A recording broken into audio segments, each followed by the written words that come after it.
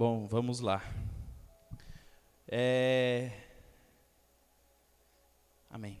Vamos abrir a Bíblia, se você está com a sua Bíblia aí no celular, com certeza. Tem algum crente aí que está com a Bíblia de papel?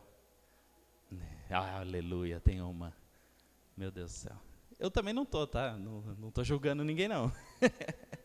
Faz tempo que eu não uso minha Bíblia de papel, viu? Mas, abra em Daniel, capítulo 1, a partir do versículo 1. Daniel 1:1. Daniel 1:1 diz assim: No ano terceiro do reinado de Jeoaquim, rei de Judá, Nabucodonosor, rei da Babilônia, veio a Jerusalém e a sitiou. O Senhor entregou nas mãos dele Jeoaquim, rei de Judá, e alguns dos utensílios da casa de Deus. Nabucodonosor levou esses utensílios para a terra de Sinar, para o templo do seu Deus, e pôs na casa do tesouro do seu Deus.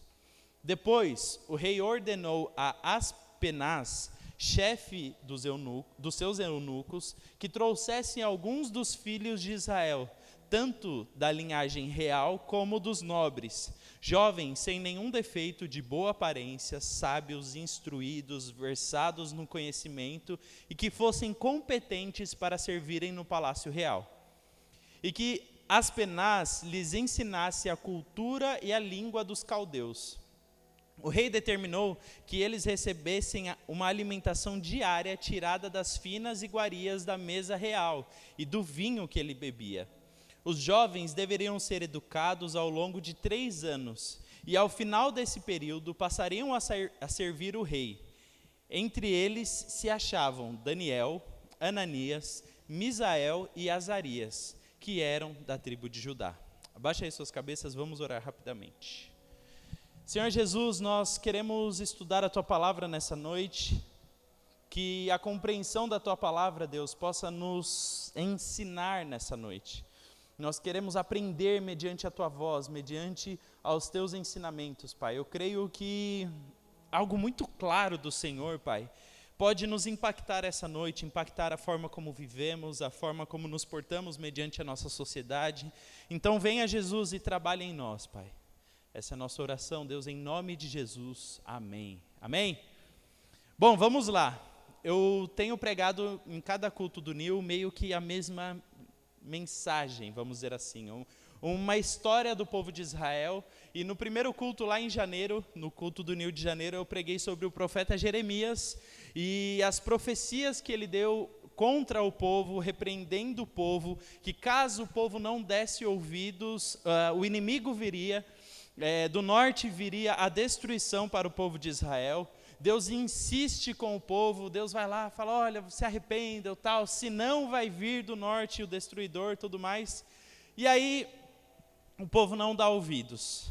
Depois, no mês passado, nós falamos que a destruição, infelizmente, acontece. Então, os caldeus, eles vieram, eles invadiram Judá e eles destruíram Jerusalém. Eles destruíram o templo, destruíram os muros. Na verdade, isso acontece em fases. Tudo isso eu falei no último culto. E aí agora nós vamos ter um olhar sobre os judeus que foram levados para a Babilônia. Na verdade, houveram alguns grupos de judeus que foram levados para lá. Houveram os judeus que ficaram aqui, no texto que acabamos de ler, no palácio, servindo ao rei, jovens nobres da corte de Israel que foram levados escravos e estavam lá junto com Nabucodonosor, junto com os sábios, e o povo. O povo, nós podemos estudar sobre o povo na Babilônia através do profeta Ezequiel, que profetizou no meio do povo. Tem salmos acerca do povo ali na Babilônia. Porém, a Bíblia não nos conta muito sobre esse período.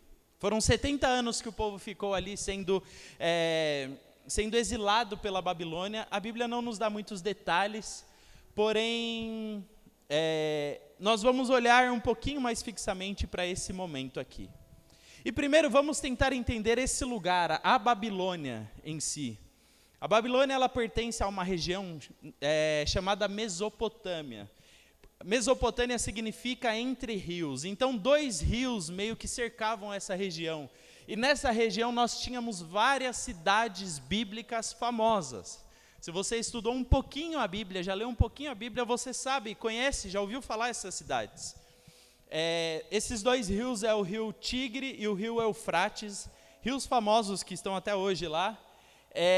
E essas cidades se organizaram à margem desses rios, porque naquele tempo a água era tudo.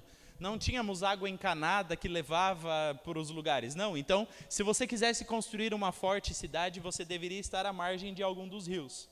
Então, por exemplo, Ur dos Caldeus, fica nessa região. Que cidade é essa, Ur dos Caldeus? A cidade que saiu Abraão. Então, Abraão não é judeu israelita, Abraão é dos caldeus, ele é da terra dos caldeus, assim como seus pais, sua família. Nínive, lembra a historinha da baleia? Vocês já ouviram a historinha da baleia, né? Que um profeta é engolido por uma baleia. Então, Deus estava chamando ele para pregar em Nínive, essa cidade que era a capital do Império Assírio. E vários outros grupos nômades ficavam nessa região. Porém, a cidade que se tornou mais famosa dessa região foi a Babilônia. Por quê? Para aquele tempo, a Babilônia se tornou uma cidade muito desenvolvida. Eles desenvolveram umas técnicas de tijolos, que para a época era inovadora. E criar tijolo a partir do fogo, mistura lá a terra, não sei o que lá, bota no fogo, o fogo queima o tijolo, e aí você coloca ali e ele resiste ao tempo, à chuva, e se torna uma casa sólida. Então, por desenvolver essa técnica, eles criaram uma cidade linda, maravilhosa. Os portões da Babilônia, os jardins da Babilônia, os muros da Babilônia, a arquitetura deles é famosa até os dias de hoje, porque os caras sabiam construir uma bonita cidade. Então, a Babilônia se tornou o grande império da época, a cidade mais bonita, tecnologias avançadas, os caras desenvolveram formas de prever o tempo, formas de escrita, números, eles começaram a ser pioneiros em várias das coisas que nós utilizamos até hoje. Foram os primeiros povos a descobrir várias dessas formas de se organizar como sociedade. Então, dentro desse período, até um fato curioso, eu não sei se vocês sabiam, mas até o século XIX, não tinha nenhum tipo de vestígio da Babilônia original, vamos dizer assim. Nada, nenhuma pedra, nenhuma prova, vamos dizer assim, que essa cidade existiu. E aí os caras zoavam da Bíblia, falando, tá vendo, essa cidade não existe. Está lá na Bíblia, uma das maiores cidades dos tempos bíblicos, nós não temos uma prova que ela existe. E aí arqueólogos trabalharam durante anos procurando a Babilônia. Cadê essa cidade? Aqui, ó, a Bíblia fala que ela fica nas margens do rio Eufrates. Eles iam lá na margem do rio e falavam, aqui, ó, não tem um vestígio dessa cidade aqui. E aí procuraram durante anos. Até que finalmente eles pararam e pensaram, peraí, o rio Eufrates está passando por aqui, certo? Quem é que mora em São Paulo há muito tempo sabe que o rio, ele manda na cidade. A gente fala, não, a gente que manda no rio. São Paulo canalizou todos os rios. Chove, o que acontece? O rio volta, ele domina, ele entra na sua casa, ele entra na rua. Porque é o rio, ele manda, ele faz o que ele quer. E os rios, se você estuda um pouquinho de geografia, que eu não sou muito bom nisso, mas tive que ler, infelizmente, para saber isso aqui, eles podem mudar o seu curso através da história. Dependendo da chuva, dependendo do clima, dependendo do momento, ele pode mudar o curso. O que aconteceu com esse rio aqui, Eufrates? Ele mudou o curso através dos anos. Então eles começaram a investigar quais eram os cursos antigos do rio Eufrates, esbarraram na Babilônia. E assim, a cidade inteira estava lá, debaixo da terra. Começaram a cavar e descobriram tudo, os portões da Babilônia, os muros da Babilônia. Existem lugares que têm os azulejos perfeitos do tempo de Nabucodonosor. Escritos que contam sobre o rei Jeoaquim, contam sobre Nabucodonosor, contam sobre a destruição de Jerusalém. Tudo descritos que tem lá hoje, provas, assim, cabais de que tudo isso aqui aconteceu. Enfim, só para vocês entenderem. E deixa uma dica cultural para quem gosta de estudar sobre. Eu gosto de estudar sobre história. Tem um autor cristão chamado André Daniel Henke. Ele escreveu um livro chamado Os Outros da Bíblia. Mano, esse livro é muito legal para você entender os povos que viviam ali ao redor da Bíblia. Por quê? Às vezes você está lá lendo a Bíblia, aí você lê, os filisteus fizeram tal coisa. Aí você fica, legal, os filisteus. Tá bom, e aí?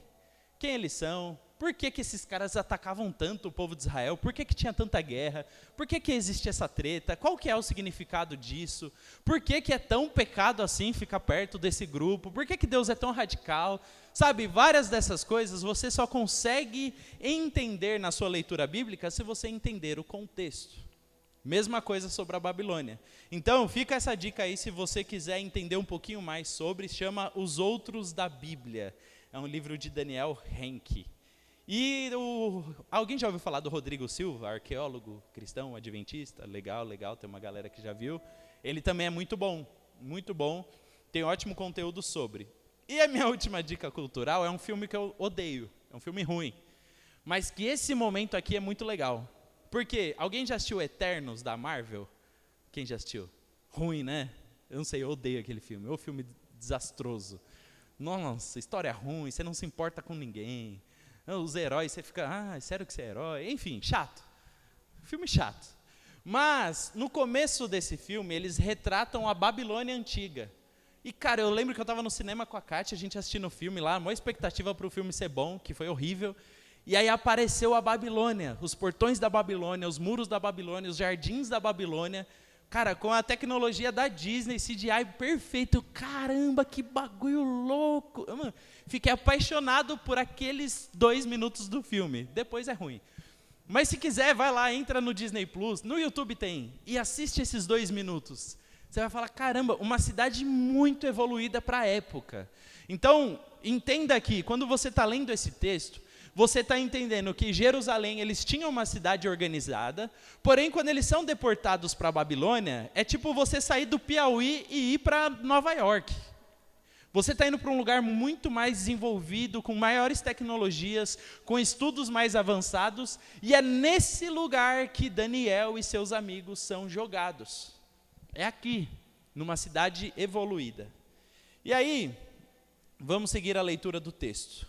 Daniel 1:6, diz assim: entre eles se achavam Daniel, Ananias, Misael e Azarias, que eram da tribo de Judá. O chefe dos eunucos lhes deu outros nomes, a saber, a Daniel o de Beltesazar, Ananias o de Sadraque, Misael o de Mesaque e Azarias o de Abednego. Primeiro ponto que eu quero falar com vocês aqui, referente à história desses 4 jovens aqui, é onde você está. Nada a ver, né? Com nada. Onde você está?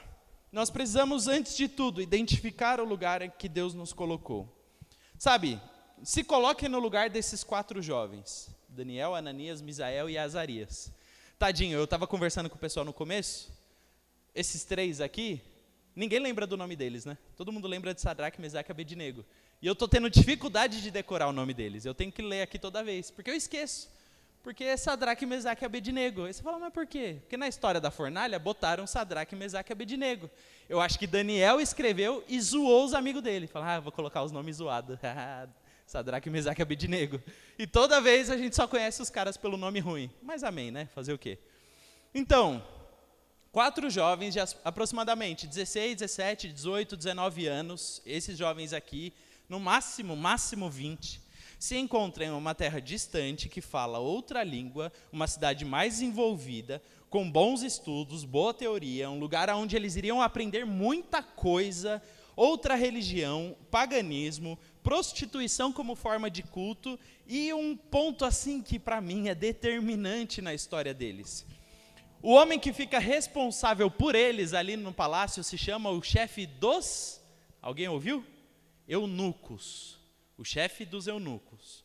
Ou seja, aquele cara era responsável pelos eunucos do palácio, certo?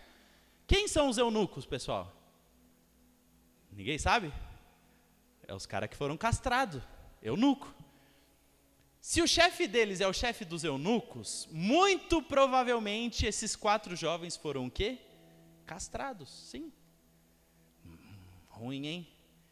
Então você está numa terra distante, que não conhece sua língua, você não tem mais contato com seus pais, seus irmãos, ninguém. Você está lá, morando no meio dos caras, e ainda você foi castrado e está servindo ao rei, um rei pagão. Como você estaria numa posição como essa? Meu Deus do céu. Mano, ser castrado. E era muito normal isso naquele tempo, tá, gente? Se você estuda a história dessas cidades, quando eles conquistavam outras terras, por que eles castravam os homens? Primeiro, eles levavam os nobres, mas se eles deixam ali eles viverem, terem filhos e tal, aqueles homens eram nobres. Eles poderiam voltar para sua terra natal e voltar a ser rei, conquistar, tudo mais. Você castra ele, eles não vão pegar sua mulher, eles não vão pegar suas servas, eles não vão dar trabalho, eles vão ser bonzinhos.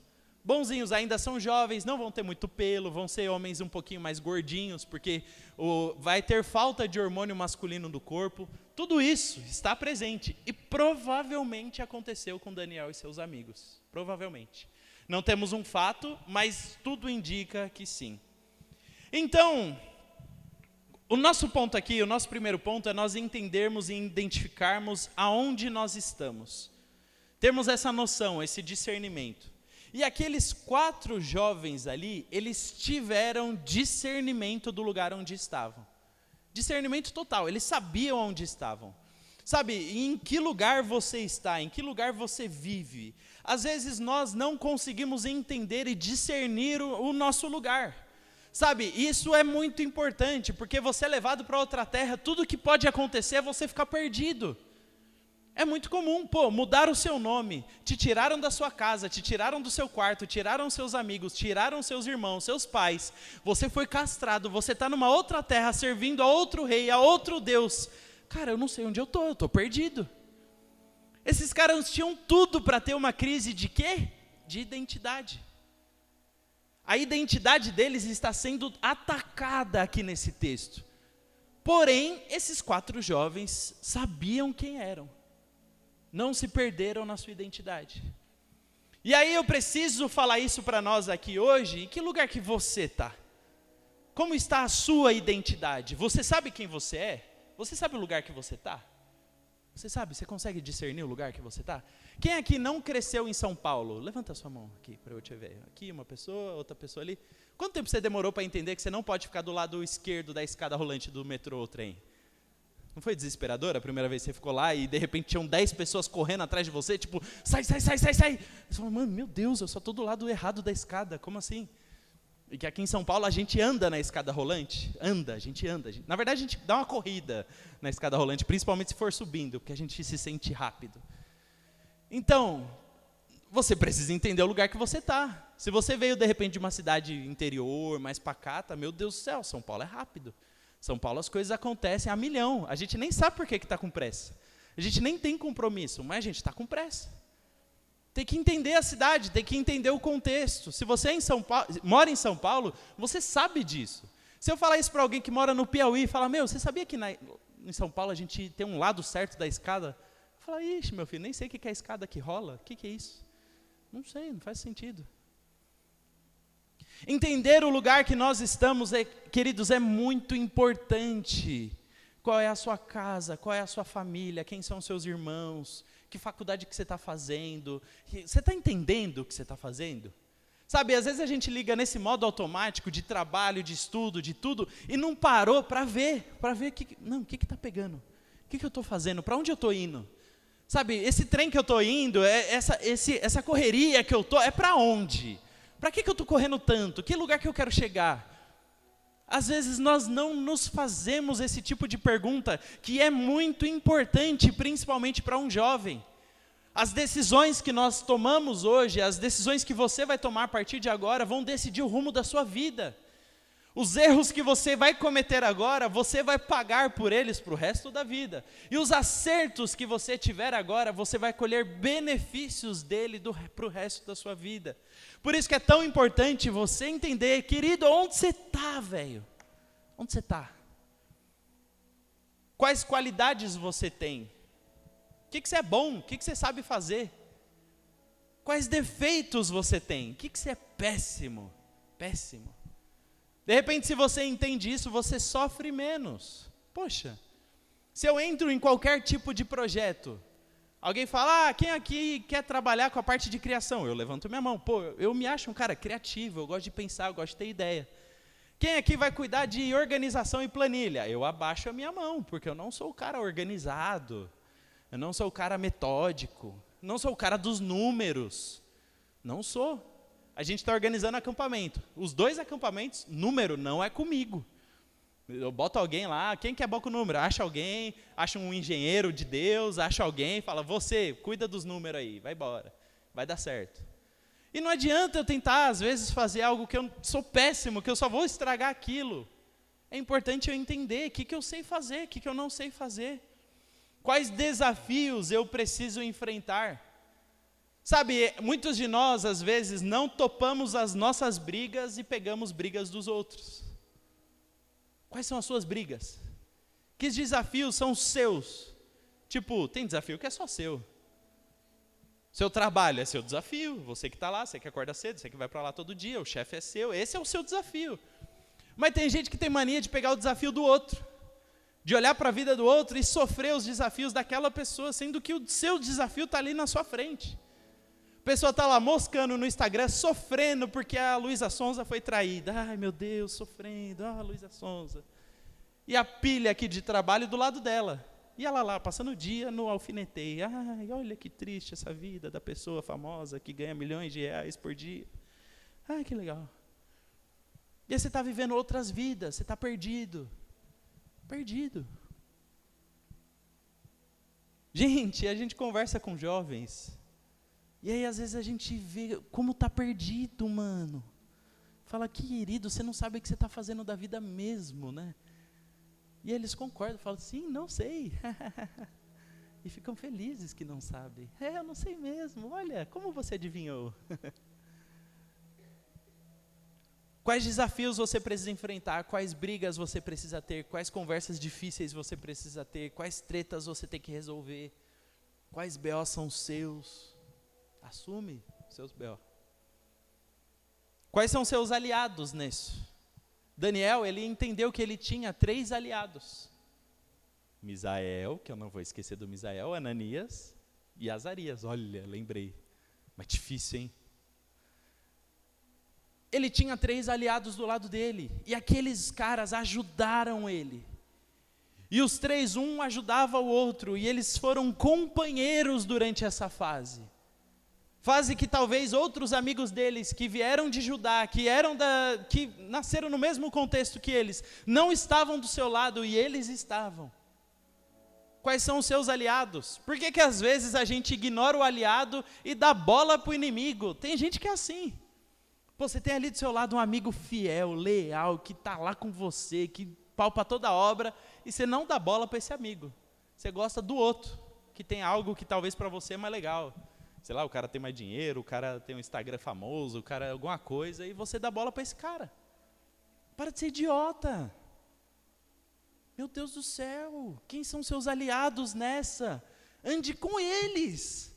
Aí você vai andar com gente que te prejudica, que te atrapalha, que te puxa para baixo, que te atrasa. Aí você fala, não, vem cá, amor da minha vida. A pessoa que não está interessada no seu bem-estar, não quer te ajudar em nada, e esse tipo de gente é que você anda. Deus fala, tá vendo? Eu sabia, não sabia não, Deus que sabia. Quais são seus inimigos? Identifique eles, lute contra eles. Nem só os inimigos de fora, os inimigos de dentro. Quais são os problemas que você tem que enfrentar dentro de você? As crises que você tem, as dificuldades que você tem. Gente, isso aqui é muito importante. Porque se nós não entendermos o lugar onde nós estamos, nós nunca vamos dar glórias a Deus com a nossa vida. Sabia que o propósito de todo cristão é dar glória a Deus? Dar glória a Deus com aquilo que faz, dar glória a Deus no seu trabalho, dar glória a Deus com os recursos que tem, com a energia que tem. Esse é o seu propósito de vida. Se de repente você entrou aqui nessa noite sem saber, qual é meu propósito? Para que eu nasci? Saiba que dentro do seu DNA, quando Deus te criou, Ele colocou isso como base central. O propósito da vida desse fulaninho aqui é dar glórias a mim, é me exaltar, me glorificar. E se ele não entender isso, nada vai fazer sentido. Nada. Eclesiastes é um livro inteiro que conta a vida de um homem que era muito sábio, porém em algum momento da vida se perdeu e entendeu que tudo era frustrante, tudo era vaidade, tudo era decepção, porque se eu não dou glória a Deus, a minha vida é correr contra o vento, atrás do vento, é correr por coisas fúteis, banais, e aí você chega no final do dia e é isso. Eu acordei, eu trabalhei, eu fui para a faculdade, eu fiz academia, eu postei no Instagram e e estou triste aqui à noite.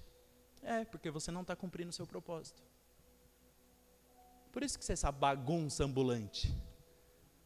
Por isso que você é esse clima que muda assim. Seu humor é como o clima de São Paulo. De manhã está um calor. Na hora do almoço, não, de manhã está frio. São Paulo às vezes de manhã está frio. Você acorda com uma blusa, aí você vai para o almoço, você tem que tirar todas as blusas. Está calor. Você vai almoçar com calor, volta do almoço, 5 horas da tarde está frio de novo, à noite chove, neva, cai canivete, de repente de madrugada está calor de novo, você tem que tirar a coberta. Esse é seu humor. No mesmo dia, você está triste, você está feliz, você está alegre, você quer mudar o mundo, você quer morrer. No mesmo dia. Por quê? Porque você não sabe o que você está fazendo. Olha, você não sabe para onde você está indo. A Bíblia nos fala, em 1 Coríntios 11, 28, um texto que fala sobre a ceia do Senhor. Sabe o que esse texto fala? Que cada um examine a si mesmo. Olha o que a Bíblia está nos ensinando. A Bíblia está ensinando que eu, para coisas importantes a respeito do reino de Deus, preciso ter autoconhecimento. Eu tenho que me conhecer, eu tenho que saber quem eu sou. Eu tenho que entender isso. Isso tem que ser claro para mim. Você se conhece? Se eu entrevistar você aqui, você vai conseguir responder perguntas básicas sobre você. Às vezes a maioria de nós não sabe. Para que você está vivendo? Para onde você está indo? Onde você quer chegar daqui 10 anos? E eu não quero te deixar com ansiedade, tá, com essas perguntas. Eu não sei, calma. Não, eu vou. Não, calma, tá tudo bem. Aquieta. Já conheceu alguém que está totalmente desconectado da realidade? Pessoa que está mal e acha que está bem. Não, estou grandão, nossa, minha vida está mó legal. Está uma desgraça a vida da pessoa. Ou uma pessoa que está bem, que tem uma vida boa, que está dando tudo certo e acha que está mal. Eu pego os meninos aí que é jovem, solteiro, mora com os pais, que vem reclamar para mim que está cansado. Ô, querido. O cara não lava a própria roupa, o cara não arruma a própria cama, não faz a própria comida, mora com os pais. Não, mas é porque eu trabalho. Não, você não está fazendo mais que a sua obrigação. Fica tranquilo, não vou te expor. Tá nervoso agora, enquanto está me ouvindo. Cara, tá bem, você está numa fase tranquila, não acha que você está ocupado. Você vai ver, quando você resolver casar, ter filho, aí você vai estar ocupado. Olha, a vida muda. Mas fica feliz, aproveita, é sua fase, amém. Nós precisamos entender isso, às vezes a verdade está obscurecida, está obscura, a verdade nós não conseguimos ver. Abra os seus olhos, enxergue a verdade, enxergue onde você está. Daniel, Ananias, Misael e Azarias sabiam aonde estavam. Daniel, ele recebe um novo nome de Beltesazar, que significa Bel protege a vida do rei. E Bel era um deus da Babilônia. Ananias recebe o nome de Sadraque, que pode significar inspiração do sol. Misael recebe o nome de Mesaque, que pode significar aquele que pertence à deusa Sheshar, nome da Babilônia lá. Azarias recebe o nome de Abidnego, servo de Nebo, um dos principais deuses babilônicos. Qual era o propósito disso? Era ter controle sobre os indivíduos, era tirar deles identidade, tirar deles o seu caráter, tirar deles princípios que exaltavam a Deus. Até o nome do rei, que antes era Eliaquim, foi mudado para Jeoaquim, para retirar Deus do nome dele, porque El significa Elohim, que é Deus para os judeus. Então o que eles estavam tentando fazer? Tirar a identidade daqueles homens. Porém, esses 4 meninos aqui sabiam ao Deus a que eles serviam. Segundo ponto que eu vou falar para vocês, o que te guia? Daniel 1, versículo 8 diz assim: Daniel resolveu não se contaminar com as finas iguarias do rei, nem com o vinho que ele bebia. Por isso pediu ao chefe dos eunucos que lhe permitissem não se contaminar. E Deus concedeu a Daniel misericórdia e compreensão da parte do chefe dos eunucos.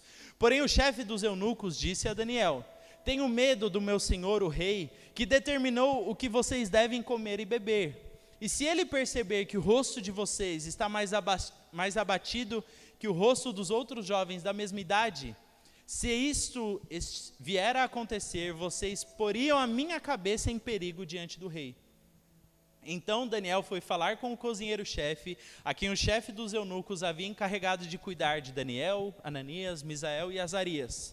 Daniel disse a ele: por favor, faça uma experiência com esses seus servos durante 10 dias. Dê-nos legumes para comer e água para beber. Depois compare a nossa aparência com a dos jovens que comem das finas iguarias do rei. Dependendo do que enxergar, o Senhor decidirá o que fazer com estes seus servos. O cozinheiro-chefe concordou e fez a experiência durante 10 dias. No fim dos 10 dias, a aparência dos 4 jovens era melhor, e eles estavam mais robustos do que todos os jovens que comiam as finas iguarias do rei. Com isto, o cozinheiro-chefe tirou deles as finas iguarias e o vinho que lhe deviam beber e lhe dava legumes. Sabe, esses jovens, eles entenderam quem eles eram, eles entenderam o lugar onde eles estavam, eles entenderam as brigas que eles tinham que ter, e eles entenderam o que guiava a vida deles. Tudo ali, todo o processo de estar na Babilônia foram criados para tirar deles aquilo que os guiava, para tirar dele a bússola que guiava a vida deles durante toda a sua história. Mas eles entenderam, eles pegaram aquela bússola e falaram: não, eu não vou mudar, mesmo estando nesse contexto, mesmo estando numa sociedade diferente, uma cidade diferente, com costumes diferentes, com leis diferentes, com princípios diferentes, isso não importa. Eu decido não me contaminar com isso aqui, eu decido resistir a esse tipo de influência. E aí você às vezes pode se fazer essa pergunta: mas que frescura desses caras, nossa, que graça, pô, era só uma comida diferente, nossa, então se eles comessem a comida do rei, eles estariam se contaminando, nossa, que grave, não sei o quê. Gente, hoje para nós que estamos aqui, não faz sentido esse texto, porém naquele tempo, Daniel e seus amigos, eles estavam debaixo da antiga lei, a lei que regia o povo de Israel. E naquela lei existiam descrições específicas acerca do alimento. E dentro da lei do povo de Deus, existiam leis morais que nos guiam até hoje. As leis morais de Deus não mudam. Leis cerimoniais referentes ao culto no templo. E leis civis. Dentro das leis civis eram a maneira como eles deveriam tratar os crimes, a maneira como deveriam tratar os mais pobres, os ricos, a maneira como deveriam cuidar da terra, tudo isso está na lei, está lá. Se você estudar o Pentateuco, você vai encontrar lá.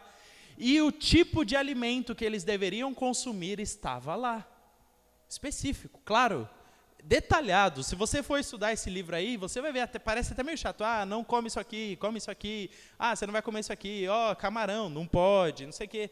Aí você fala: nossa, mas por que, Rafael? Para que Deus fez isso naquele tempo? Gente, entenda, quem Deus está gerindo naquele tempo? Um povo que saiu do Egito, que está caminhando pelo deserto durante 40 anos, dando para esse povo leis que os protegeriam de morrer. Naquele tempo era muito fácil um povo ser extinto, era só comer a coisa errada. Imagina, tem aqui um povo, 1 milhão de pessoas, pega uma peste nesse povo, todo mundo morre. Várias civilizações naquele tempo foram totalmente exterminadas. Civilizações, eu digo, povos nômades. Vários. A Idade Média, recente. 1/3 da Idade Média aqui, na Europa, 1/3 da população morreu por causa da peste negra. Então, as leis que o povo tinha durante aquele período eram específicas para o cuidado. Por que a mulher menstruada não pode deitar na cama do homem? Frescura, porque naquele tempo não tinha absorvente. Entenda isso é cuidado de Deus com o seu povo. Então, naquele tempo, esse tipo de coisa era muito importante para preservar o povo. Então, esses jovens aqui, eles entendiam que eles não poderiam comer determinado tipo de alimento, porque os tornaria impuros diante de Deus. Estava relacionado o culto deles ao Senhor. E aí, comer aquele tipo de alimento era ir contra a vontade de Deus. E o que eles fizeram? Não comeram. Não comeram. Daniel e seus amigos estavam preocupados em não pecar do que em fazer o que todo mundo estava fazendo. Com certeza, a maioria dos jovens judeus que estavam ali com eles, que cresceram com eles, que eram nobres também, a maioria falou, já estamos lascados, né? O que é um peido? Para quem está, né? Eu gosto de usar esse termo. Vamos embora. Vamos comer, fazer o quê? Já estamos aqui? Eles falaram, não, eu não vou comer. Eu não vou fazer o que todo mundo está fazendo. Se é a lei de Deus, é a lei de Deus. Se Deus falou, Deus falou. Queridos, hoje em dia nós estamos tratando um tempo, que na verdade isso sempre aconteceu na história da igreja, aonde as pessoas começam a questionar a Bíblia, poxa, a Bíblia deve ser o papa da igreja? A Bíblia deve ser o livro que realmente instrui a nossa vida como cristão? E a resposta é sim. Nós cremos, Igreja Amor e Movimento, nós cremos que a Bíblia é a inerrante palavra de Deus. Quer dizer que a Bíblia não erra. Quer dizer que o que é princípio para a Bíblia é princípio e não muda. E assim, entenda, por exemplo, a lei do Antigo Testamento. As leis civis, as leis cerimoniais, nós abolimos essas leis, porque entendemos que era para aquele contexto. Porém, as leis morais de Deus, os princípios de Deus, são presentes até hoje, porque já estavam presentes antes da lei. E Deus não muda. E aí, às vezes a gente quer mudar por conta dos tempos. Não, a sociedade mudou, olha só, vocês estão apegados a um livro que foi escrito há milhares de anos atrás. Mas o ponto em questão não é a idade do livro, e sim quem escreveu o livro. E o cara que escreveu o livro é muito mais sábio do que a gente. Sabia o tipo de sociedade que a gente ia viver, e mesmo assim, moralmente, ele entende que existem pontos que são pecado. Isso não muda. Então, querido, nos desafios da sua vida, qual é o seu código de ética moral? É a sociedade, é a cultura, são os livros de história, geografia, filosofia, sociologia. E eu entendo que todos eles agregam conhecimento a todos nós. Não estou falando para você não estudar. Daniel estudou. Daniel se tornou, eu ouvi uma palavra essa semana maravilhosa, o rei dos magos. Ele estudou astrologia, estudou a história dos deuses da Babilônia, estudou absolutamente toda a cultura da Babilônia, tudo isso, e não se contaminou. Ele não começou a adorar outros deuses porque estudou, porque aprendeu. E aí o que acontece hoje na universidade? O jovem entra, cristão, cheio do Espírito Santo, orando em língua, xalabaxéria. E aí 2 semanas de universidade, já está confundindo tudo.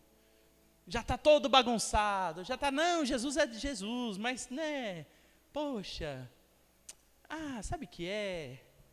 E aí começa a misturar as coisas, e aí começa a misturar os caminhos, está passando 1 ano de universidade e você está falando que todos os caminhos levam a Deus. Se essa frase um dia saiu da sua boca, querido, saiba que Jesus fala, eu sou o caminho, a verdade e a vida. Ninguém vem ao Pai a não ser por mim. Se a pessoa escolhe outro caminho, ela não está indo para o Pai, ela está indo para o buraco. Larga é a porta e grande é o caminho que levam as pessoas à perdição. Porém, estreita é a porta e estreito é o caminho que levam as pessoas até a salvação. Está aqui, está claro. E não existe problema em estudar, e na verdade o cristão, nós vamos falar isso no último ponto, o cristão deve estudar, deve se dedicar, deve fazer faculdade, deve aprender, deve fazer tudo isso, deve, isso é uma incumbência nossa. Porém, deve ser sólido no que ele acredita. Porque se não é sólido, qualquer ventinho de argumento te leva para o outro lado. E aí você começa a questionar a Bíblia, e não é que nós não podemos pensar, questionar, estudar, nós podemos e devemos. Deus nos fez inteligentes, porém, qual é o princípio que te guia? Quando você tem o princípio dentro de você, a base dentro de você, isso não muda pelas teorias que te trazem, até porque o final de toda a ciência aponta para Deus, porque todas elas chegam no limite. A psicologia vai, estuda e esbarra no limite. Que talvez todos os testes não vão curar a mente daquele cara. A filosofia, a história, todos eles estudam, eles vão, a física, vai, e chega no limite. Quem é o limite? É Deus que está ali. Deus está ali. Deus é o limite. Deus é o limite do conhecimento. Deus é o limite. Existem muitos físicos que entendem o limite sobrenatural, eles só não chamam de Deus, mas eles entendem. Então, querido, você conhece a Bíblia, você conhece o que te guia, você conhece a base da sua vida, você sabe isso. Você conhece a Bíblia de verdade, você tem ela dentro de você, ela está presente na sua mente, no seu coração, ela guia os seus passos. Quando as oportunidades da vida aparecem, quando os dilemas da vida aparecem, assim como apareceu para esses 4 jovens aqui, é sólido dentro de você. Puxa, se eu fizer isso aqui eu vou me contaminar. Eu não vou me contaminar, porque eu sei aquilo que eu acredito, eu sei aquilo que eu creio, eu sei aquilo que é importante para Deus, e se é importante para Deus, é importante para mim. Então norteia a minha vida. Então eu não vou ter 2 pensamentos, eu não vou ter dualidade. Eu vou amar, mas eu vou não me contaminar. Eu vou ser guiado pela palavra de Deus. Vou ser orientado por ela. Vou viver ela. Eu já falei isso, mas você sabe o nome de todos os personagens de Game of Thrones? Que são muitos. São muitos. Muitos mesmo, não estou brincando, quem já assistiu sabe.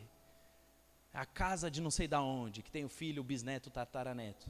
Você sabe o nome de todos, e você não sabe o nome dos discípulos. Você não sabe nada da palavra de Deus. Você está aqui há 20 anos dentro da igreja e não sabe nada de Jesus, nada da Bíblia. Por isso que é fácil te derrubar, querido. Você não sabe o que te guia. E aí Daniel 1:17 nos diz assim: ora, a esses 4 jovens Deus deu o conhecimento e a inteligência em toda a cultura e sabedoria. Mas a Daniel Deus deu inteligência para interpretar todo tipo de visões e sonhos. Ao final do tempo determinado pelo rei para que os jovens fossem levados à sua presença, o chefe dos eunucos o levou à presença de Nabucodonosor. Então o rei falou com eles, e entre todos não foram achados outros como Daniel, Ananias, Misael e Azarias. Por isso passaram a servir o rei em toda a matéria de sabedoria e de inteligência sobre que o rei lhes fez pergunta, os achou 10 vezes mais sábios que os outros, que todos os magos e encantadores que haviam em todo o seu reino. Daniel continuou ali até o 1º ano do reinado de Ciro. Queridos, entenda isso nessa noite, você como cristão. Lembra que eu falei lá atrás que o seu propósito de vida é dar glória a Deus? Se eu quero com a minha vida dar glória a Deus, eu preciso entender o lugar onde eu estou, eu preciso entender o que guia a minha vida, e eu preciso, após isso, aproveitar as pequenas e grandes oportunidades de glorificar a Deus, de viver isso na prática. Porque quando eu entendo o lugar onde eu estou, eu entendo o que guia a minha vida, as oportunidades de glorificar a Deus, elas vão surgir, elas vão aparecer. Vai chegar até você um momento onde você pode glorificar a Deus. E querido, como cristão, você precisa aproveitar essas oportunidades. Você precisa estar pronto, preparado. Como esses jovens aqui glorificaram a Deus? Eles glorificaram a Deus estudando e sendo os melhores naquilo. Lendo todos os livros, lendo todos os artigos científicos, eles se debruçaram sobre aquilo, eles se tornaram os melhores naquilo, referências naquilo. A Bíblia nos conta através de palavras de Isaías que Daniel se tornou um dos governantes da Babilônia, e ele ajudou muito o povo de Deus sendo governante da Babilônia. porque ele se torna uma referência diante de todo o povo, diante de toda a Babilônia, e graças à sua posição, os judeus que estavam ali foram favorecidos pela influência de Daniel. Então, às vezes, nós achamos, poxa, como que eu posso dar glória a Deus? Eu não vou pregar no púlpito de uma igreja, eu não sei ser um missionário na África, achando que todas essas coisas que aos nossos olhos são grandes, apenas isso é dar glória a Deus, quando na verdade, quando nós lemos a Bíblia, nós vemos que nas pequenas e grandes oportunidades, nós temos que seguir o mesmo padrão, que é aproveitar, que é dar glória a Deus. Qual era a pequena oportunidade? Era estudando, era estando pronto, era estando preparado, era se dedicando, era fazendo o seu melhor, porque estudando, ao estudar eles glorificavam a Deus. Se você está estudando aqui para ser médico, advogado, engenheiro, arquiteto, qualquer coisa, pedagogo, se você der o seu melhor, estudar, se esforçar, saiba que ao fazer isso, você vai dar glória a Deus. Se você for o melhor na sua área, você vai exaltar o nome de Deus. Se você se dedicar a isso, que é o que Deus te chamou para fazer, com as características que você tem, com os talentos que você tem, saiba que de alguma forma ali Deus vai usar oportunidades para glorificar o nome dEle. Então se dedique, meu querido, faça o seu melhor, seja esforçado, seja íntegro, porque é ali Deus vai usar a sua vida para a glória dEle. Deus vai usar. Deus vai usar. Começam em coisas pequenas, começam em detalhes, começam em lugares onde estamos. Começa na sua casa, começa com a sua família, começa ao sair de casa, ao pegar o elevador com o seu vizinho, começa, sabe, nas pequenas coisas. Em algum momento, se você é excelente nesses pequenos detalhes, oportunidades vão surgir. De repente você está aqui, você está no seu trabalho. Se você é crente, eu espero que você seja um cara legal lá. Você não precisa ser legalzão, sou legalzão, sou crente. Não. Você tem o seu jeito, tudo bem ter o seu jeito. Mas, seja educado, crente tem que ser educado. Se crente é mal educado, para mim, está difícil ser crente. Está precisando ser tratado aí. Porque eu enxergo o cristianismo com educação. Você é educado. Se a pessoa te dá oi, você dá oi de volta. Jesus daria oi de volta. É o básico. Você é educado. Você trata bem as pessoas que convivem com você, o seu ambiente de trabalho, você não é o problema do ambiente, você é a solução do ambiente. Porque se o cara é crente, é o problema do ambiente, saiba que o nome de Jesus está sendo envergonhado junto com você. Ah lá o crente, chegou, só dá problema no trabalho, enfim. E aí você está lá, você é o cara educado, você é o cara que chega, todo mundo sabe que você é crente, isso ajuda também, né? Porque tem crente que nem gosta que as pessoas saibam. Mas aí você está lá, vivendo a sua vida. Em algum momento vai aparecer a oportunidade. Uma vez eu estava de boa, trabalhando tal, saí, aí eu veio conversando com o porteiro da empresa que eu trabalhava. Aí o porteiro começa a conversar, eu conversando com o porteiro, tô lá, o porteiro, gente boa, tal. Aí o porteiro começou a se abrir, eu falei, mano, essa história tá ficando meio tensa, meio dramática. Aí comecei a entrar na história tensa e dramática do porteiro. Daqui a pouco o porteiro começou a chorar na minha frente, eu falei, mano, o porteiro tá chorando na minha frente, mas por que ele tá chorando? Eu vou ter que orar pelo porteiro. É 7 horas da noite, eu queria ir para casa, mas o porteiro está chorando, eu não vou deixar o porteiro chorando aqui. Ô porteiro, vem cá, vamos orar, amém, eu creio que Deus vai fazer uma obra na sua vida, aleluia. E aí a oportunidade surgiu. E aí você dá glória a Deus através do lugar onde você está, é simples. E aí você está no trem às vezes, e quem nunca sentiu isso? E eu fico bravo com Deus quando eu sinto isso. Fala, olha para a pessoa que está do seu lado, ora por ela. Aí você fala, não, Deus, por favor, no trem não, no trem não, no trem não, no trem não, no trem não, Jesus. E aí você fala, olá, boa noite. Está apertado aqui, né? Eu sei. Uns 3 sovacos aqui em cima da gente, mas eu queria orar por você, posso? E aí você ora pela pessoa. Sabe, não é nas pequenas oportunidades. É nos pequenos lugares. Isso aqui que eles fizeram, aos olhos das pessoas, era pequeno. Eles estudaram. Eles se esforçaram. Sabe, às vezes as pessoas hoje leem a sociedade de uma forma errada. Existe um grupo gigantesco da sociedade hoje que imagina que a real mudança social vai acontecer através do governo, vai acontecer através de sistemas financeiros que podem ajudar. Não, vamos pegar o dinheiro, vamos pegar o rico que tem que salvar a vida de todo mundo. Não, vamos fazer isso. É assim que a gente vai mudar o mundo. Querido, se nós estudamos a Bíblia, nós vamos ver que, na verdade, o que muda a sociedade sou eu. Eu mudo a sociedade. Eu, indivíduo, mudo a sociedade. Se eu cumpro o meu papel, eu mudo a sociedade. Eu começo gerando mudança no lugar onde eu estou, no ambiente onde eu estou. Eu sei que isso gera muita treta aqui na igreja, mas um monte de gente vem encher o meu saco, o saco do pastor, o saco dos líderes da igreja, falando, meu Deus, o amor e o movimento não tem ação social, a gente não cumpre o propósito para a igreja. Fala, não, mas é porque a gente está tentando enfiar na cabeça das pessoas que a ação social não é você vir para a igreja, comprar a cesta básica, trazer aqui na igreja, e a igreja entregar para alguém e você se sentir bem consigo mesmo. Não é isso, é você, no seu lugar de trabalho, na onde você está, nos ambientes onde você está, lá você efetuar mudança. Por exemplo, se alguém do seu líder, do seu grupo de Connect, está passando necessidade, você tem 10 pessoas dentro do Connect junto com você. Se vocês não ajudam ali, não compram cesta básica, não ajudam a pessoa, vocês vão esperar quem fazer isso? A igreja, o pastor? Não, porque a ação social começa a partir de mim, a mudança começa a partir de mim, a transformação da vida do outro começa a partir de mim, não do líder, não do governo, não do político, não de ninguém, começa a partir da minha ação, da minha importância de olhar para alguém e falar, caramba, mano, eu posso mudar a vida dessa pessoa, eu posso transformar a vida dessa pessoa com coisas pequenas. Então, querido, para de esperar do outro, para de olhar para fora, sendo que você pode realizar mudança. Você.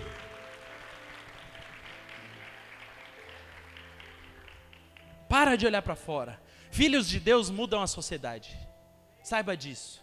Filhos de Deus, aonde estão, se entendem o que podem fazer, eles mudam a sociedade. E o que Daniel, Ananias, Misael e Azarias fizeram? Eles mudaram a sociedade onde eles estavam. 2 oportunidades rápidas para encerrar.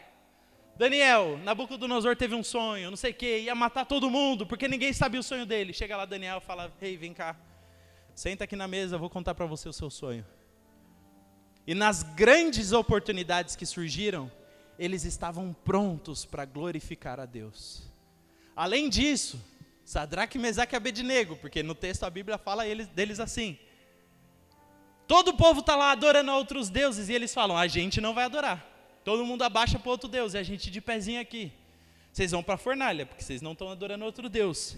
E na grande oportunidade, diante de todo o povo, eles glorificaram a Deus, eles foram lançados na fornalha. A fornalha não pegou fogo neles, porque eles glorificaram a Deus, eles caminharam na fornalha, porque eles entenderam nas pequenas coisas. E quando nós entendemos nas pequenas coisas, Deus nos coloca em grandes oportunidades, de diante de todo um povo mostrar, a minha vida glorifica o nome do Senhor, eu exalto o nome do Senhor, a minha vida rende graça ao Senhor, e não importa o que a sociedade hoje está falando, todo mundo se prostra diante desse Deus, eu não me prostro, eu não me rendo, eu não faço isso, porque a minha vida dá glória a Deus, a minha vida exalta a Deus. Querido, entenda isso, como cristão, eu aproveito as oportunidades de glorificar a Deus, eu aproveito, eu entro na brecha, eu tiro proveito, eu sou corajoso. Se você identificar na sua vida oportunidades de glorificar a Deus, haja, meu querido, tome atitude, tome ação, não espere de mim que sou o seu líder, não espere do pastor Gui, não espere de ninguém, é a sua oportunidade de glorificar a Deus. Vá lá e faça a diferença, porque o nome do Senhor Jesus vai ser exaltado naquele lugar, através da sua vida, através da sua influência, através das suas palavras, através da sua oferta, através dos seus recursos, através de qualquer coisa que você tenha. Se você entende isso, querido, tome uma atitude nessa noite e glorifique a Deus com a sua vida, em nome de Jesus. Em nome de Jesus.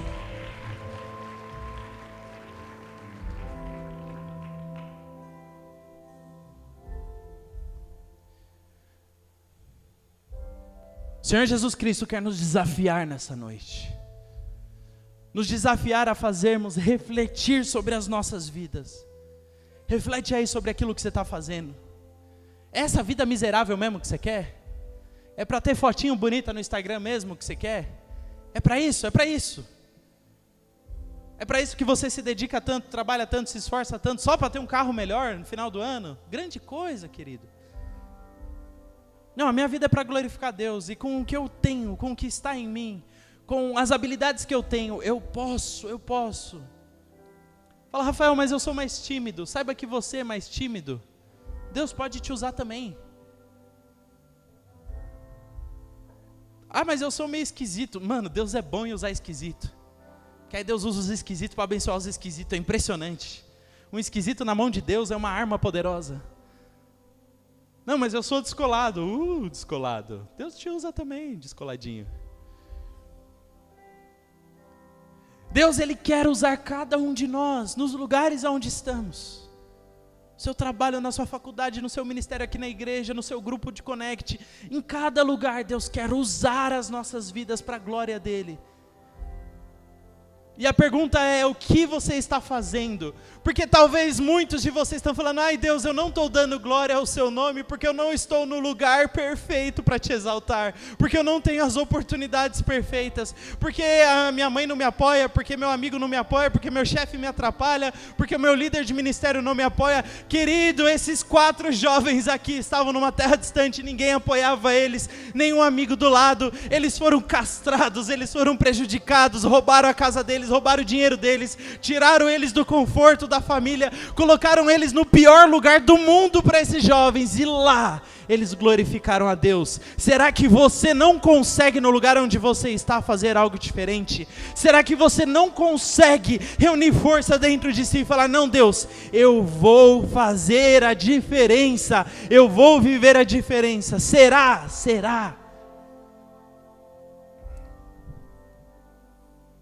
Feche seus olhos aí onde você está.